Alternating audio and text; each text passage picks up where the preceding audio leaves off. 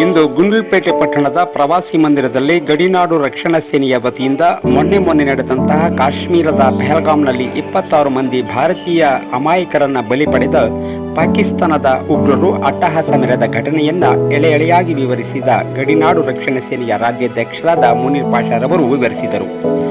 ನಾವು ಭಾರತೀಯರು, ನಾವೆಲ್ಲ ಅಣ್ಣ ತಮ್ಮಿಂದರು. ಏನೇ ಜಗಳ ಆದರೂ ಅದು ನಮ್ಮ ಭಾರತದಲ್ಲಿ. ಆದರೆ ಬೇರೆ ಕಡೆಯಿಂದ ಅಂದರೆ ಪಾಕಿಸ್ತಾನದಿಂದ ಭಾರತಕ್ಕೆ ಬಂದು ನಮ್ಮ ತಂಟೆಗೆ ಬಂದರೆ ಸುಮ್ಮನೆ ಬಿಡಲ್ಲ.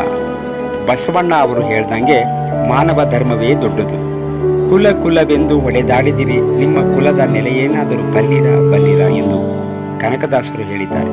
ಹಾಗೆಯೇ ಭಾರತದ ಸಂವಿಧಾನದಲ್ಲಿ ಡಾಕ್ಟರ್ ಅಂಬೇಡ್ಕರ್ ಅವರು ಯಾವತ್ತಾದರೂ ಹೇಳಿದ್ದಾರ ಕೋಮುಗಲಭೆ ಸೃಷ್ಟಿ ಮಾಡಿ ಅಂತ?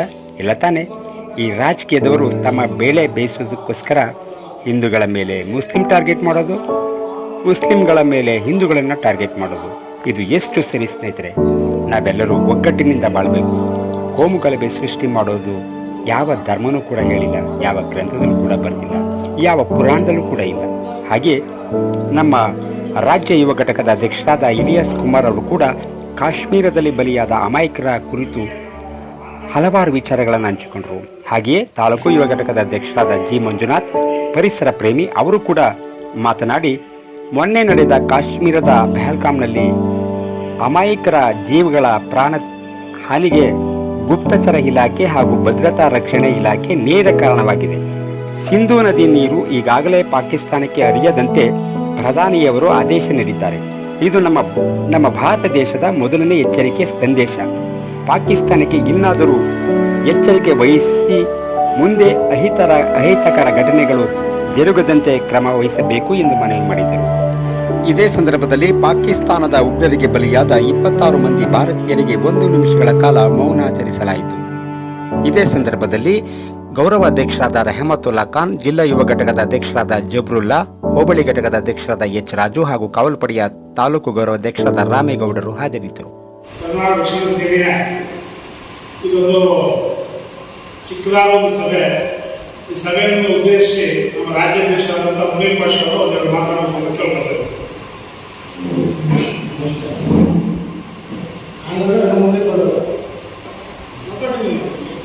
ಸರ್, ಇದು ಸಭೆಯಲ್ಲಿ ನಮ್ಮ ಗಡಿನಾಡು ರಕ್ಷಣಾ ಸೇನೆಯ ಉಪಾಧ್ಯಕ್ಷರಿದ್ದಾರೆ, ಯುವ ಘಟಕದ ರಾಜ್ಯಾಧ್ಯಕ್ಷರಿದ್ದಾರೆ, ತಾಲೂಕು ಅಧ್ಯಕ್ಷರಿದ್ದಾರೆ, ನಮ್ಮ ಗೌರವಾಧ್ಯಕ್ಷರಿದ್ದಾರೆ, ರಾಜವರಿದ್ದಾರೆ, ಜಫ್ರಿದ್ದಾರೆ. ಇದು ಸಭೆ ಯಾಕೆ ಕರೆದಿದ್ದೀವಿ ಅಂದರೆ, ಈಗ ಕಾಶ್ಮೀರದಲ್ಲಿ ಒಂದು ಘಟನೆ ಆಯಿತು. ಅದು ತುಂಬ ಬೇಜಾರಾಗ್ತದೆ. ಘಟನೆ ತುಂಬ ಬೇಜಾರು. ಹೇಳಿ ನಮ್ಮ ಮೇಲೆ ಆಗ್ತಕ್ಕಂಥಲ್ಲ, ಆಗಿರೋದಲ್ಲ. ಅದಕ್ಕೆ ಈ ಸರ್ಕಾರವನ್ನು ನಾನು ನೀನು ಅಂತ ಹೇಳೋದು ಬೇಡ. ಎಲ್ಲ ಒಗ್ಗಟ್ಟಿದ್ದು ಇದು ಇಡೀ ವರ್ಷ ನಾವು ಚಿಕ್ಕ ವಯಸ್ಸಿಂದ ನೋಡ್ಕೊಂಡು ಬರ್ತೀವಿ. ಇದು ವಾರ ಆಗ್ತದೆ, ಇದು ಮಾಡ್ತಾರೆ, ಪಾಕಿಸ್ತಾನದವರೆಲ್ಲ ಇದೆಲ್ಲ ಮಾಡ್ತಾ ಇದ್ದಾರೆ. ಈಗ ಮೋದಿಗಳು ನಿರ್ಧಾರ ತಗೊಂಡಿಲ್ಲ. ಅದಕ್ಕೆಲ್ಲರೂ ಕೈ ಜೋಡಿಸಿ ಒಗ್ಗಟ್ಟೆ ಮಾಡಿ ಅದನ್ನು ಪಾಠ ಕಲಿಸ್ಬೇಕು.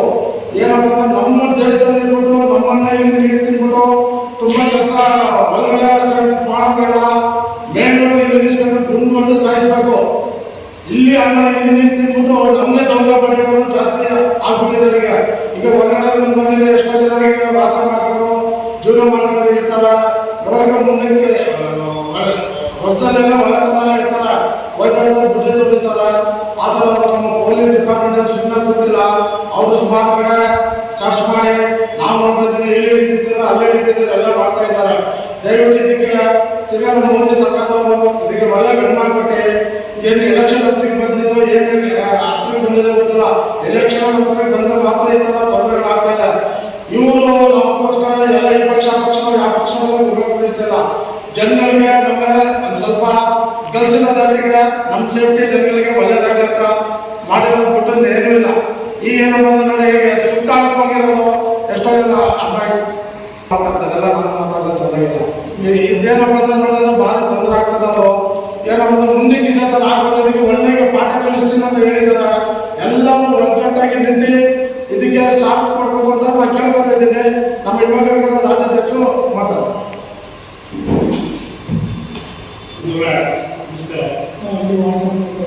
ನೋಡಿ, ಏನು ಇದ್ರ ಬಗ್ಗೆ ನಾವು ಮಾತಾಡ್ಬೇಕಾದ್ರೆ ನಮ್ಮ ರೋಮ ಎಲ್ಲ ಸುಳ್ಳಾಗ್ತದೆ. ನಾವು ಕನ್ನಡಿಗರಾಗಿ ಭಾರತೀಯರಾಗಿ ಎಷ್ಟು ಕಂಟಿನ್ಯೂ ಮಾಡ್ತೀವಿ. ಮದುವೆ ನಾವು ಅದ್ರ ಬಗ್ಗೆ ಮಾತಾಡ್ಬೇಕಾದ್ರೆ ನಮಗೆ ರೋಮಾಂಚನ ಆಗ್ತದೆ. ಯಾಕಂದ್ರೆ ನಮ್ಮ ಕನ್ನಡಿಗರು ಒಂದು ಏನೋ ಒಂದು ಕಾಶ್ಮೀರನ ನೋಡ್ಬೇಕು ಅಂತ ಹೋದವ್ರ ಕಡೆಗೆ ಈ ತರ ಸಂಚಾಕಿ ಅವನ್ನ ಗುಂಡಿಟ್ಟು ಕೊಲ್ಲುವಂತ ಕೋರಿತನಕ್ಕೆ ನಾವು ಖಂಡಿಸ್ತೀವಿ. ನಮ್ಮ ಕರ್ನಾಟಕದಲ್ಲಿ ಕರ್ನಾಟಕ ಜನತೆ ಅದರಲ್ಲೂ ನಮ್ಮ ಕನ್ನಡಿಗರು ಕೇಳಿದ್ದಾರೆ ಅಂತ ಅವ್ರಿಗೆ ಕೇಳಗಾಲ ಬಂದಿದೆ ಅಂತ ಅರ್ಥ. ಇದು ನಿರ್ಣಾಮ ಆಗಬೇಕು ಸಂಪೂರ್ಣವಾಗಿ. ಈ ಯುದ್ಧಗಳೆಲ್ಲ ನಿಲ್ಲಬೇಕು. ಯುದ್ಧಗಳೆಲ್ಲ ಮಾಡಿನೇ ಇವ್ರನ್ನ ಸಂಪೂರ್ಣ ನಾಶ ಮಾಡಬೇಕು. ಅಲ್ಲಿ ಇವತ್ತು ನಮ್ಮ ಮೋದಿಯವರು ಅಡ್ಡ ತೊಟ್ಟಿದ್ದಾರೆ. ಅವ್ರಿಗೆ ನಾವೆಲ್ಲ ನಮ್ಮ ಕನ್ನಡ ಪರ ಸಂಘಟನೆಗೆ ಕನ್ನಡಿಗರಾಗಿ ಭಾರತೀಯರಾಗಿ ಎಲ್ಲರಿಗೂ ಕೈ ಜೋಡಿಸೋಣ ಅಂತ ಈ ಮೂಲಕ ಕೇಳ್ಕೊಳ್ತೇವೆ. ಮೊನ್ನೆ 26ನೇ ತಾರೀಕು ಬೆಳಗಾವಿಯಲ್ಲಿ ನಡೆದಂತ ಒಂದು ಘಟನೆಯನ್ನ ನಾವು ಅಮಾಯಕರ ಮೇಲೆ ನೆರೆದಷ್ಟು ಏನು ಒಂದು ಅಟ್ಯಾಕ್ ಅನ್ನ ಮಾಡಿ ಒಂದು 26 ಜನಕ್ಕೆ ಸಾವಿಗೆ ಕಾರಣಕರ್ತರಾಗಿದ್ದಾರೆ. ಅದನ್ನ ನಾವು ಕರ್ನಾಟಕ ಗಡಿನಾಡು ಸೇನೆ ಮುಂದಿಟ್ಬಿಟ್ಟೆ ನಾವು ತೀವ್ರವಾಗಿ ಖಂಡಿಸ್ತೇವೆ. ಈ ಮೂಲಕ ಉಗ್ರಗಾಮಿಗಳಿಗೆ ನಾವು ಒಂದು ಎಚ್ಚರಿಕೆ ಸಂದೇಶವನ್ನು ಕೊಡ್ತೇವೆ. 1960ನೇ ಇಸ್ವಿಯಲ್ಲಿ ಏನು ಒಂದು ವಿಶ್ವಸಂಸ್ಥೆ ಒಳ ಒಪ್ಪಂದಾಗಿದ್ದು ಪಾಕಿಸ್ತಾನಕ್ಕೆ ನೀರು ಬಿಡಬೇಕು ಅಂತೇಳಿ ಅದರಂತೆ ಇಲ್ಲಿ ತನಕ ನಾವು ನೀರು ಬಿಟ್ಕೊಂಡು ಬಂದಿದ್ದಾರೆ. ಹಾಗಾಗಿ ಮೊನ್ನೆ ನಡೆದಂತ ಘಟನೆನ ಪ್ರಧಾನಮಂತ್ರಿ ನರೇಂದ್ರ ಮೋದಿ ಅವರು ಏನಿದ್ದಾರೆ ಅದನ್ನ ಗಂಭೀರವಾಗಿ ತೆಗೆದುಕೊಂಡು ಆ ನೀರನ್ನ ಸ್ಟಾಪ್ ಮಾಡಿದ್ದಾರೆ. ಇದು ಪಾಕಿಸ್ತಾನದವರಿಗೆ ನಮ್ಮ ಭಾರತ ದೇಶದಿಂದ ಮೊದಲನೇ ಎಚ್ಚರಿಕೆ ಸಂದೇಶನ ಕೊಟ್ಟಿದ್ದಾರೆ. ಅವರಿಗೆ ಇದೇ ತರ ಅವರು ಇದನ್ನ ಅಟ್ಟಾಸನ ಮುಂದುವರಿಸಿಕೊಂಡು ಬಂದ್ರೆ ಕುಡಿಲಿಕ್ಕೂ ಒಂದು ದೊಡ್ಡ ನೀರಿಲ್ಲದೆ ವಿಲವಿಲವಾಗಿ ಒದ್ದಾಡಬೇಕು. ಆ ತರ ಸಂದೇಶವನ್ನ ಮೊದಲನೇದಾಗಿ ನಮ್ಮ ಪ್ರಧಾನಮಂತ್ರಿ ನರೇಂದ್ರ ಮೋದಿ ಅವರು ಕೊಟ್ಟಿದ್ದಾರೆ. ಇಷ್ಟಕ್ಕೆ ಎಚ್ಚೆತ್ತುಕೊಂಡವರು ಸುಮ್ಮನೆ ಇದ್ರೆ ಸರಿ. ಇನ್ನು ನಮ್ಮ ಭಾರತ ದೇಶದ ತಂಡಕ್ಕೆ ಬಂದ್ರೆ ಪ್ರತಿಯೊಬ್ಬರು ಭಾರತೀಯರು ಕೂಡ